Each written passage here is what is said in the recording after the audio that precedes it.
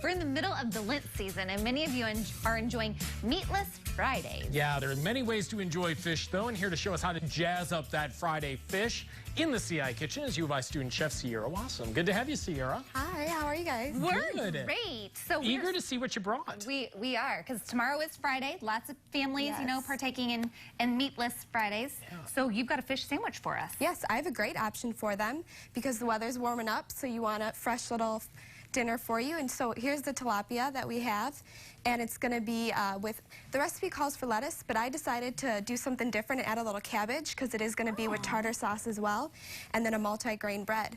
So all it is, if you guys want to do the mixing, I'll start. It's going to be pan fried.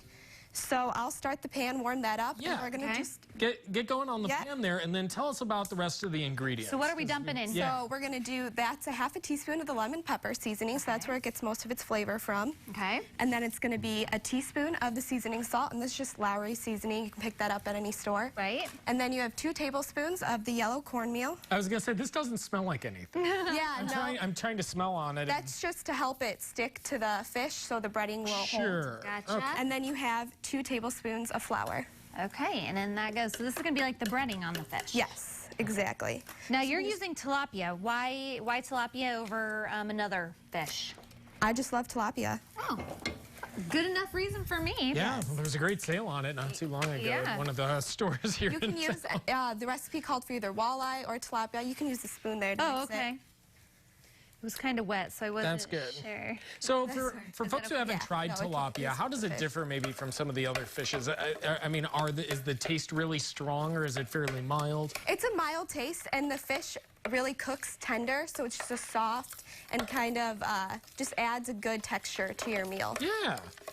Okay, so I'm mixing this up. Yes.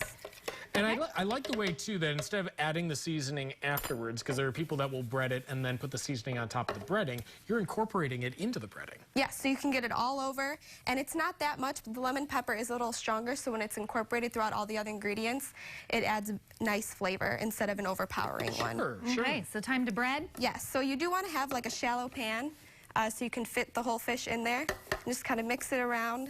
Make sure all of it's coated. I like to even sprinkle some on top. Okay. Get the extra on there. Could this be baked in the oven? It could be baked, yes. I actually was experimenting with how would be the best way to cook it because I'm going to be testing this recipe in the Bevier Cafe. So we tried pan frying it. Obviously, that's what the recipe called for. Right. And then we baked it, and it gave all different flavors. So we finally decided to deep fry it to give it the best crunch, good flavor, and a nice color, brown color to it. Okay, so that's how it'll be served at the Bevier when you do it. Yes. Okay, but we're doing a little different here. We are. We're going to pan fry it because that way it's simple to do at home. Not everyone has a deep fryer. Right. So you can even do it on the grill if you wanted. Fish are great grilled, so that helps too. Would you grill it with the breading on there? Yeah, you can grill it with the breading on there. I guess I've never thought about that. Okay. See, we're learning all kinds of things today. Yeah. All right, so this goes to town and then you serve it up?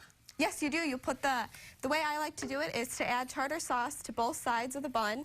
And what's great is while this is cooking, you can prepare it all for your family. Yeah. Because I know I never liked helping my parents cook, so they had to do it on their own. So put your kids to work and tell them to tartar sauce the buns. That's right. There we go. Butter And you can do either store-bought tartar sauce or I made my own tartar sauce. It's very easy. Oh, really? What goes It's in tartar just sauce? mayonnaise, sweet pickled relish. I minced some onion, and then you can add a little lemon juice and salt and pepper if you wanted. Very cool. I love that idea. Did you share that recipe?